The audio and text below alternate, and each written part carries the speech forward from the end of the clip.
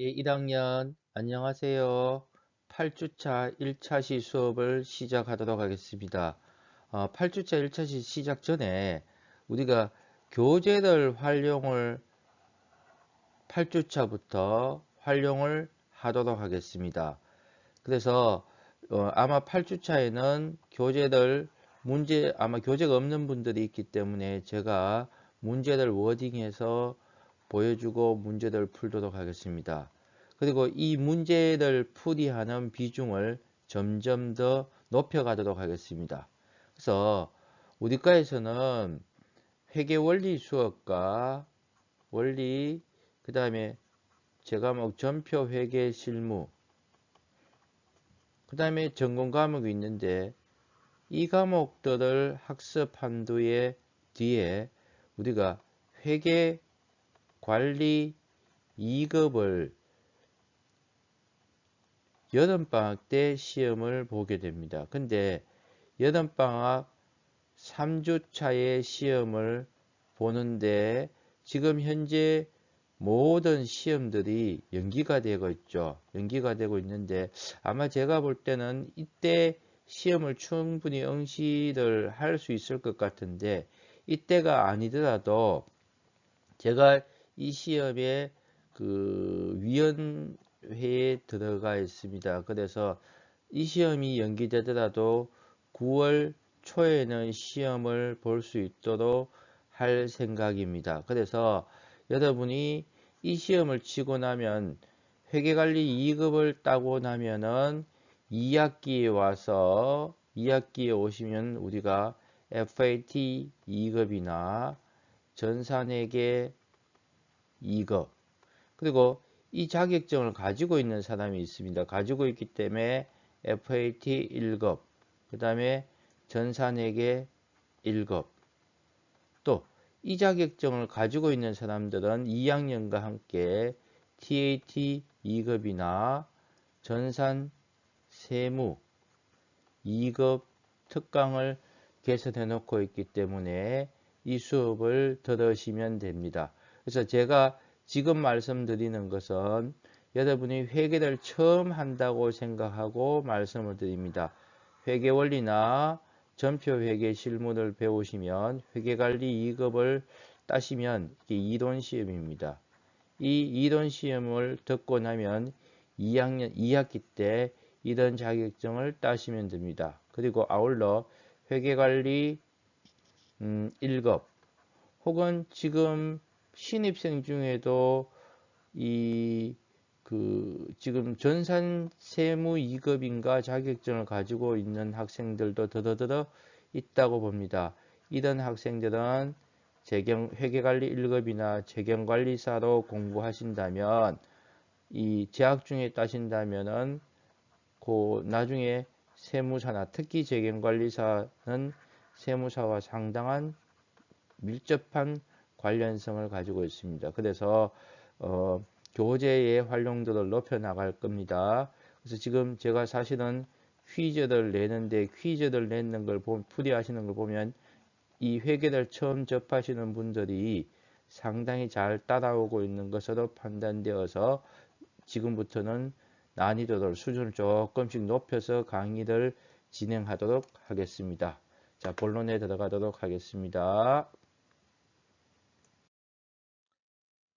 자, 우리가 지난 시간에 배운 것부터 잠깐 짚고 넘어갈게요. 지난 시간에 우리가 유가증권이라는 놈을 배웠습니다. 이 유가증권은 채무증권, 발행자 입장에서 채무가 되는 것이 있었고, 발행자 입장에서 지분이 되는 게 있었습니다. 즉, 발행자 입장에서 국채, 공채, 사채를 발행하면 부채가 됩니다. 그래서 발행자 입장에서 부채가 되는 게 있었고, 주식을 발행하면 자본이 됩니다. 발행자 입장에서 자본이 되는 것을 우리가 지분증권, 발행자 입장에서 채무가 되는 것을 채무증권이라 합니다. 그래서 회계학상 유가증권은 국채, 공채, 사채, 주식을 뭐한 사람요? 네, 취득한 사람이 됩니다. 취득한 사람. 그러면 이 국채, 공채, 사채, 주식인데 취득한 사람은 발행한 사람은 채무가 되고 부채가 되고 자본이 되지만 이것을 가지고 있는 사람은 나중에 뭐 하게 됩니까? 현금으로 받든지. 자, 국채, 공채, 사채를 가지고 있으면 막 이렇게 될 겁니다. 교재에 국채, 공채, 사채가 나와 있죠, 그죠?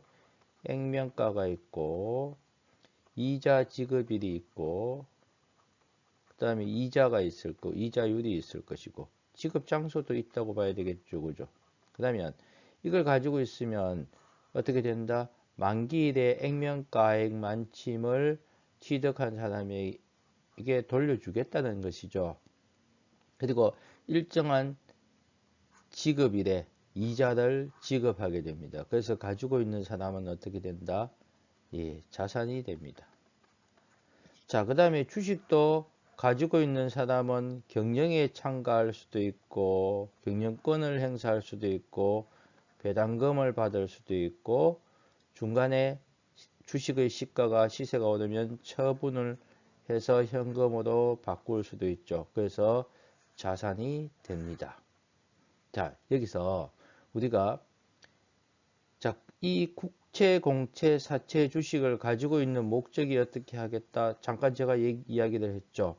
단기간에 판매할 수도 있고 아니면 장기간 가지고 있으며 판매는 할 수 있는데 판매가 가능한데도 장기간 보유하면서 이자나 혹은 배당금을 받으려고 할 수도 있을 겁니다. 그리고 이 또 국채, 공채, 사채는 만기가 있습니다. 그래서 만기까지 보유하려는 만기 보유 의도를 가지고 있는 게 있을 겁니다. 그래서 단기간에 판매할 수도 있고 장기간 보유할 수도 있고 만기까지 보유하려는 의사가 있을 수 있습니다. 그래서 각기 다르죠. 각자가 다른 의사를 가지고 있습니다.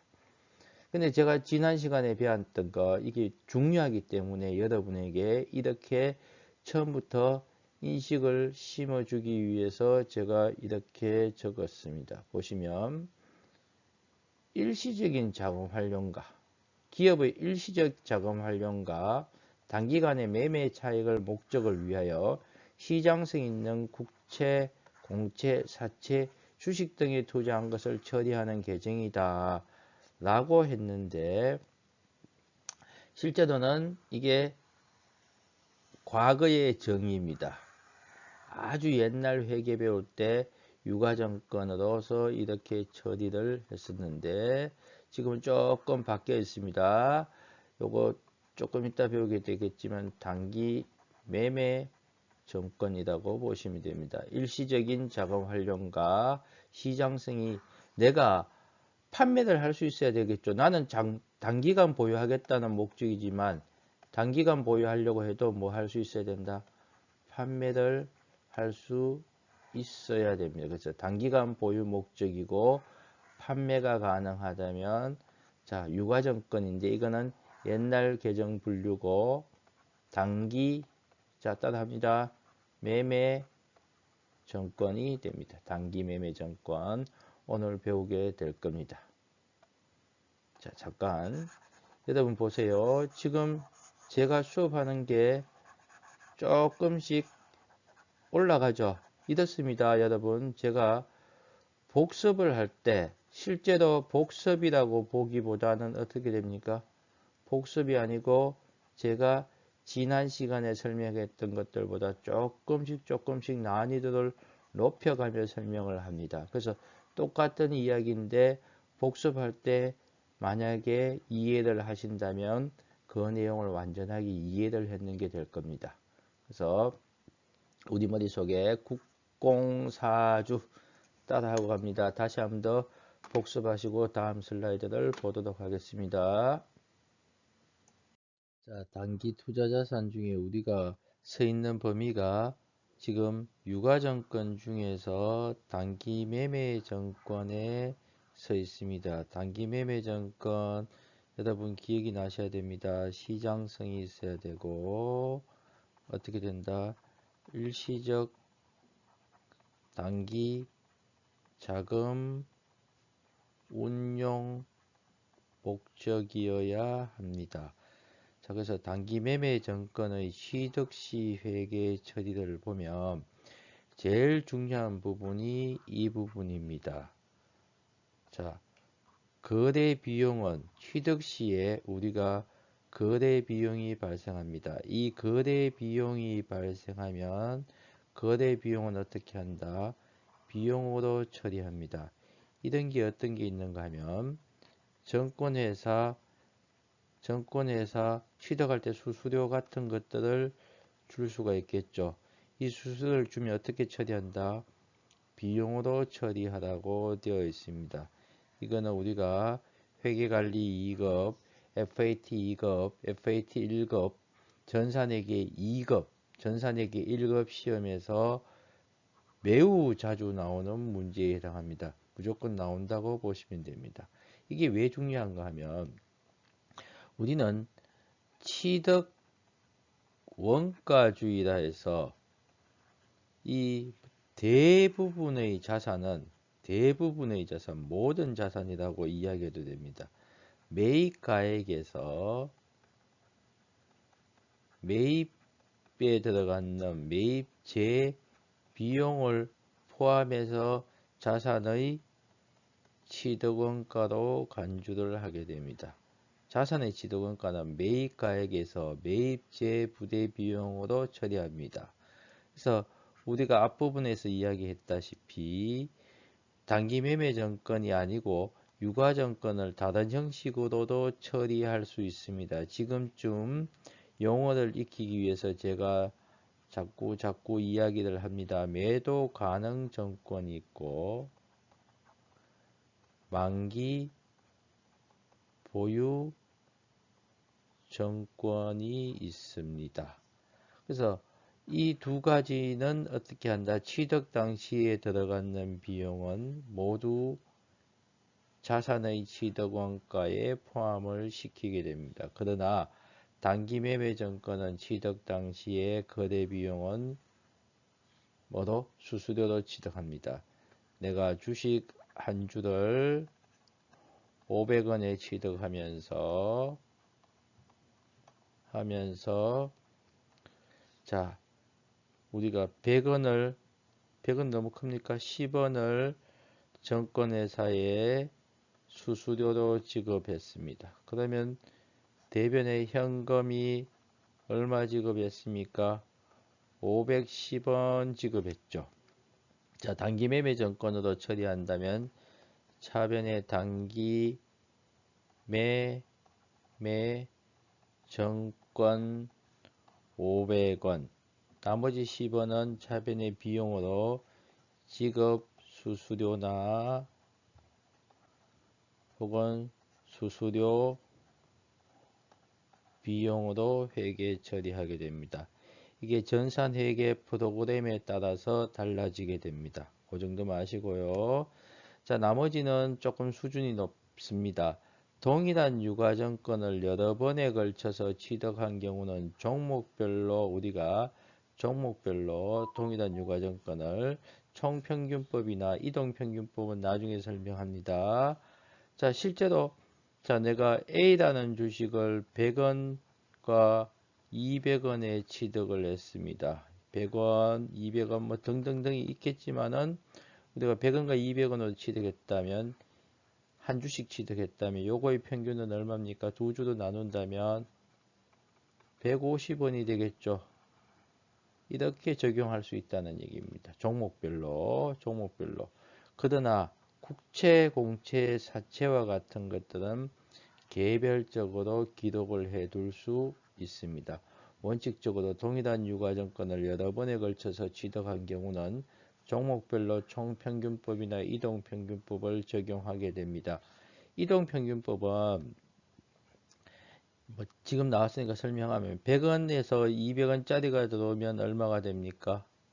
평균이 150원이죠. 다시 300원이 들어오면 100원, 150원짜리와 300원짜리를 다시 평균을 내죠. 평균을 내면 450원에 몇 주가 됩니까? 3주가 되죠. 한 주, 두 주, 세 주가 되니까. 이 150원짜리 두 주 있고 400원짜리 한 주 있으면 100 얼마입니까? 450원 한 주 샀다면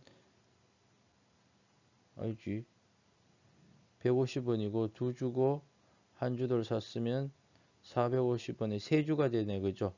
150원 곱하기 세 주가 됩니다. 그래서 이렇게 취득해 들어올 때마다 평균을 내는 게 이동평균법이고 총평균법 기말까지 있다가 요걸 그대로 다 평균을 냅니다. 얼마입니까? 200원, 500원, 600원이네요. 600원 나누기 3 하면 얼마? 200원이죠. 그죠? 뭔가 틀렸다 우리. 세도 한번 봅시다.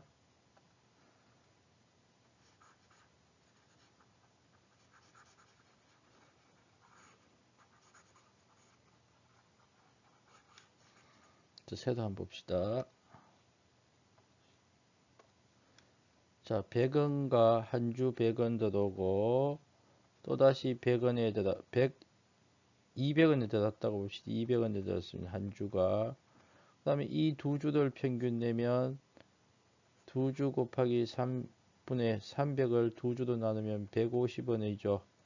150원이 두 주 있습니다. 그죠? 그러면 자 이번에는 300원짜리가 한 주에 들었다면 어떻게 됩니까? 자 150원짜리 두 주니까 300원 플러스 한 주가 들었으니까 300원 해서 총 몇 주? 세 주니까 한 주당 200원이죠. 그래서 요 시점에 이동평균 단가는 200원이 됩니다. 물론 제가 문제를 이상하게 냈는데 총평균을 하더라도 똑같죠? 총평균을 하더라도 똑같게 됩니다. 자, 한꺼번에 기말 시점에 기다려서 한꺼번에 평균을 내는 게 총평균법. 그 다음에 들어올 때마다 평균을 내는 게 이동평균법인데 요거는 재고자산 배울 때 다시 자세하게 보게 될 겁니다. 그래서 여러분은 그 한번 개념만 다시 한번 들으세요. 그 다음에 우리가 이 취득 당시의 가격을 어떻게 기록할 것이냐는 얘기인데 제공한 대가의 시장 가치 내가 현금으로 줬다면 제공한 대가의 시장 가격으로 처리하시면 되겠죠. 근데 현금으로 안 주고 어떤 다른 뭐 물건과 바꾸었다. 그러면 이 취득한 유가증권의 시장 가격이 있겠죠. 이 시장 가격으로 처리하든가 이것도 없다면 공정가액으로 추정하는데 이 부분은 사실 상당히 어려운 부분에 있습니다. 보통은 현금으로 돈 준 만큼 차변의 자산으로 처리하면 되죠. 그죠? 근데 내가 현금으로 안 주고 뭐 했다? 뭐 건물을 줬다. 이렇게 되면 이 취득한 유가증권의 시장 가격으로 처리를 하시게 되면 됩니다. 자, 여러분 한 5분 정도 복습을 하시고 디슬라이드를 보도록 할게요. 자, 단기 매매 정권의 기말 또는 처분 시 회계 처리에 대해서 보도록 합니다. 여러분하고 저하고 수업 시간에는 회계 기간이라면 1월 1일부터 12월 31일을 가정합니다. 그래서 12월 31일 결산일 시점에 우리가 이 기말의 평가라는 것을 해야 되는데 회계학에서 평가는 이렇게 생각하시면 됩니다. 얼마인가? 저 금액이 얼마인가로 이야기하는 것을 평가라고 합니다. 그러면 우리가 주식이 1,000원 주고 샀는데 중간에 가격이 등락을 하겠죠. 그리고 기말 시점에 1,500원으로 올랐다. 그러면 500원의 자산이 증가된 거죠. 1,000원이었다가 이게 800원이 되었다. 그러면 200원의 가치가 하락한 거죠. 그래서 이 기말 시점에 어떻게 하느냐 읽어봅니다. 어떻게 하다고? 공정가액으로 평가하라고 했습니다. 여기서 공정가액이라면은 거래 의사가 있는 사람들끼리 거래되는 가격 정도로 생각을 해 두세요. 그러면 거래 의사가 있는 사람들끼리 거래되는 가격, 시장 가격. 그래서 우리가 주식회사, 증권회사 같으면 시가가 매일매일 나오죠. 그죠? 이걸 그대로 쓰신다고 생각을 하시면 됩니다. 시장 가치들 공정 가격 중에 하나가 시장 가액이 됩니다. 그래서 공정 가액으로 평가하고 단기 매매 정권 평가 손익으로 계상하라고 되어 있습니다. 자, 요거 같으면 단기 매매 정권, 우리는 지금 단기 매매 정권에 대해서 하고 있습니다. 여러분, 항상 내가 어디에 서 있는가를 기억하고 공부하도록 합니다. 단기 매매 정권 자산이 500원 증가했고, 자, 이때는 이익을 봤죠. 단기 매매 정권 평가 이익 얼마요? 예, 500원입니다. 자, 요거의 경우는 손해를 봤습니다. 그죠? 단기 매매 정권 200원, 차변에 단기 매매 정권 평가 손실 200원 이렇게 처리를 하십니다. 자, 그 다음 말을 한번 읽어볼까요? 사실 오늘 수업하는 게 조금 어려울 수 있습니다. 문장을 하나하나 읽으면서 해석을 하고 있으니까요. 총액평가가 원칙이나 즉 단기 매매정권 평가이익 별도로 손익계산서에 기록을 하고 단기 매매정권 평가손실 별도로 손익계산서에 표시를 해야 됩니다. 그러나 중요성이 없는 경우에는 평가이익과 평가손익을 상계할 수 있다 해서 우리는 손익계산서 작성이든 손익계산서든 재무상태표든 재무상태표에서 총액주의라는 것을 씁니다. 총액주의다 해서 자산과 부채를 서로 상계할 수 있다 없다? 네, 없습니다. 손익계산서 수익과 비용을 서로 상계할 수 있다 없다? 없습니다. 이걸 총액주의 원칙이라고 하는데 여러분 지금 제가 재무상태표의 작성 원칙과 손익계산서 작성 원칙에 대해서 하나씩 설명을 했습니다. 나중에 한꺼번에 모아서 별도로 설명을 드리겠습니다. 그래서 총액주의인데 중요성이 없다면 이거와 이거는 어떻게 상계할 수 있다. 그러면 시험 문제에 답이 단기 매매정권 평가손실 200원, 단기 매매정권 평가이익 500원 이렇게 나올 수도 있지만 손실과 이익을 상계해서 단기 매매정권 평가이익 얼마요? 네, 200원 이렇게 시험 문제에 나올 수도. 자, 다시 앞에 거 복습하고 처분시 한번 다시 볼게요. 취득시 어떻게 처리했다? 거래 비용으로 처리합니다. 아까 거 만약에 내가 5,000원 주고 취득하는데 수수료 비용을 100원을 지출했다. 자, 그러면 뭐로 한다? 비용 처리하게 됩니다. 그죠? 대변의 현금 5,100원이 됩니다. 그 다음에 기말평가시에 공정가액으로 평가를 하게 됩니다. 그래서 만약에 이 5,000원짜리가 6,000원이 되었다. 그러면 단기 매매정권 1,000원이 증가되었죠. 그리고 단기 매매정권 평가이익 1,000원으로 기록합니다. 만약에 이게 4,500원이 되었다. 그러면 단기 매매정권이 500원 떨어졌죠. 그래서 단기 매매정권 평가 손실 500원으로 처리하게 됩니다. 자, 보세요. 자, 뭔가 밑에 거 한번 보세요. 단기 매매정권 자산입니다. 증가 차병 감소 대배입니다. 틀린 게 있습니다. 뭐가 틀렸을까요? 취득시 맞죠? 기초잔액 맞죠? 그 다음에 여기 기말잔액 오는 거 맞죠? 뭐가 틀렸습니까? 단기 매매정권 평가 손실은 대변에 오죠. 맞죠? 이거 맞습니다. 그죠? 뭐가 틀렸다? 단기 매매정권 평가 손실이 아니고 뭐가 돼야 된다? 이익이 되어야 되겠죠. 그죠? 차변의 증가, 대변의 감소가 오죠. 그죠? 자, 이제 처분시들 한번 볼게요. 처분시들. 자, 이 6,000원짜리를 6,000원이 된 시점에서 우리가 이거를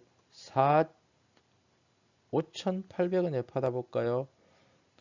6,000원짜리를 6,000원을 팔았습니다. 내가 파는데 5,800원에 팔면서 파는데 수수료 비용을 100원 줬다고 보이시다.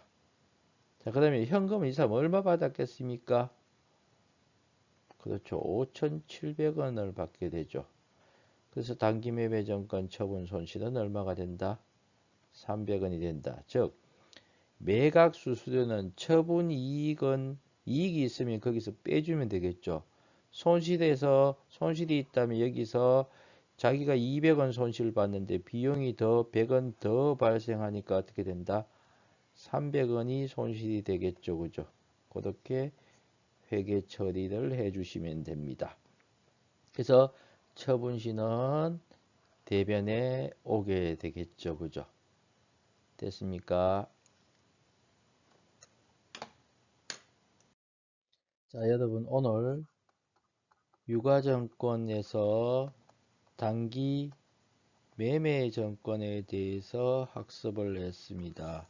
단기 매매증권은 시장성이 있고 단기 자금 운용 목적으로 보유하고 있는 자산이 됩니다. 그래서 우리가 이걸 합쳐서 단기 투자 자산이라고도 나중에 합쳐서 통합해서 공시를 할 수도 있습니다. 자, 여러분 지금 조금씩 난이도가 올라가는데 지금 학습하는 것들은 대부분 시험을 치시면 무조건 시험에 출제가 됩니다.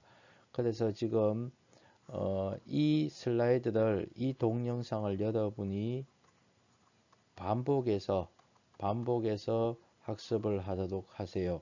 LMS를 통해서 타고 들어가면 이게 잘못하면 지각이 뜰 수가 있으니까 처음에는 LMS를 타고 들어가서 학습을 하시고 다음번 수업 때부터는 이 동영상 주소를 클릭해 놓으시고 수업이 아니고 복습 때는 복습에서는 동영상 주소를 클릭하셔서 이 복사를 해 놓으셨다가 해당 동영상을 학습하도록 하세요. 그리고 혹시 지각이나 이런 것 뜨시는 거 걱정하지 마세요. 나중에 제가 여러분 중간고사는 볼 수 없겠지만 기말고사나 이럴 때 시험을 치고 보면은 여러분이 공부를 했다 안 했다가 정확하게 판단이 됩니다. 그래서 학습을 한 것이 중요합니다. 알았죠?